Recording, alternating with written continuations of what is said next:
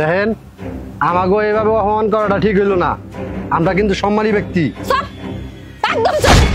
আর একটা কথা কবি, এবার থাপড়ে গালে দাঁত মুখ ফালাই হলাম। দেখেন আমাগো ক্ষমতা সম্পর্কে হয়তো আপনারা জানেন না। আপনার মেয়ের লগে আমার পোলার লগে যদি বিয়ে না দেই তাইলে পরে কি হবো ওইটা আপনারা একবার চিন্তা করেন। দূর আব্বা, কার সাথে কি পেশাল করতেছো? বিয়া করুম না, বিয়ে অন্য জায়গায় করবো, তাতে আমাকে কি ফালানি যাবো? তোর কাছে দিব কেরা? আরে তোর কাছে মেয়ে দেওয়ার সাথে কাটটা কুচি কুচি করে নদীতে বাসায় দাও অনেক ভালো। আর একটা কথা কবি না, চুপচাপ খাড়াই থাকবি। দেখ বাপ, মেয়ের মাই যে তেজ, তাহলে মায়ের কি তেজ হবো? আব্বা ওই তেজ দেওয়ার টাইম নাই। 10 লাখ টাকা যৌতুক দিবার কও, তাইলেই মাইনা নিবি, বিয়া করে নিয়ে যাবো বাড়ি। বিয়ায় এখনো সময় আছে। 10 লাখ দেন, মেয়েটা নিয়ে যাগে। আর যদি মেয়ে আপনার ব্যক্তি থুয়া যায় তাহলে গ্রামের লোক আলোচনা করবো যে মেয়ে নিবারে থুয়া গেছে গা। খালি আলোচনা না, গলায় দড়ি দিয়ে মরণ লাগবো। মরলে আমার মাইয়া মরবো, তাতে তগর কি? এই মান সম্মানের কথা তো কইলি, আমার বাড়ির মান সম্মান থাকবো না যাইবো এটা আমার ব্যাপার। আমার মাইয়া কি এমন কাজ করছে? আরে কোন পোলার লগে কি ধরা পড়ছে না? পোলা পান ফালাইছে না কারোর লগে বাইরে গেছে গা? আমার মাইয়া আর একটা কামও করে নাই। মানে কি হয়েছে? যৌতুকের অপরাধে আমার মাইয়ার বিয়া ভাঙতাছে। এটা আমি কোনো পরোয়া করি না। দেখ বেশি কথা কবি, ঠ্যাং ঠুং একবার বাইরে বাইরে গেলাম।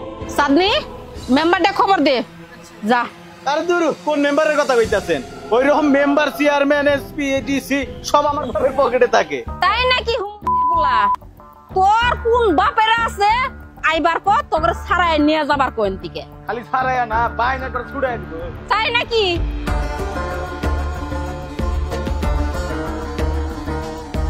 মেম্বার কাকা, মেম্বার কাকা, মেম্বার কাকা, কাকা মা না আঙ্গুর বাড়ি যাবার কইছে। তোমার মা আমাকে যাইতে বলছে, দাওয়াত দিছে, ওটা তো আমি জানি। বিকেলে যামু সন্ধ্যার সময়। আপুর লগে ওই ছেলে পক্ষের সাথে বিয়া দিব না, একটা ভেজাল হইছে। আপনি এখনই চলেন। আবার কি বেজাল বাজাইলো? চলো তো দেখি। আচ্ছা তাড়াতাড়ি চলেন। তোর বাপের খালি একবার আইতে দে, তারপরে টের পাবি নি। মা এটা ডাক্তারে নিয়েছি। এ ভাবি, কি বেজাল হইছে আবার? এত জরুরি তলব? আপনি রাইতে কইছি কারণ আছে। এই যে দুই বদমেশ দেখেন না, বাচ্চারা কি করছে জানেন? আমার মাইয়াডার বিয়ে হইব, কথাবার্তা সব পাকা। আজকে আমার মেয়েটারে উঠাই নিব। আর এরা কি কইতাছে? 10 লাখ টাকা দাবি করতেছে। আচ্ছা আমি 10 লাখ টাকা দিব কই থেকে? তাছাড়া এই 10 লাখ টাকাকে 1 টাকাও আমি দিব না থাকলেও। যৌতুক দেওয়া এবং নেওয়া দুটোটাই সমান অপরাধ। এর জন্য আমরা বাইন্দা রাখছি। আপনি আইছেন, তখন ওরা কি করবেন করেন। কি যৌতুক দাবি করছে? যেটা কিনা তোমার অপরাধ। হ্যাঁ, ওদের বাইন্দা রাখছেন কেন? ওদের পিটিয়ে হাড়গুলো ভাঙা দেন। এই মেম্বার এত ফটো করো কে? তুমি তো সাধারণ একটা ওয়ার্ডের মেম্বার। 2-4টা চেয়ারম্যান আমার এই পকেটে থাকে। পকেটে থাকে? পকেটে থাকে তাই না? ওই দেখো, একটা ওয়ার্ড মেম্বারের ক্ষমতা কতটুক তুই জানোস? তোরা বুঝাইতেছি। Hello police station. হ্যাঁ, আমি 6 নং ওয়ার্ডের মেম্বার বলছি। এই যে আমাদের 10 নং ইউনিয়নের 6 নং ওয়ার্ডের মেম্বার।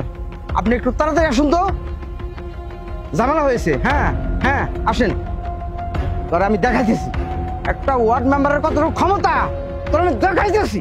তুই আমাকে চিনিস না? এখানে আমাকে কে কল করছিল? জি আমি।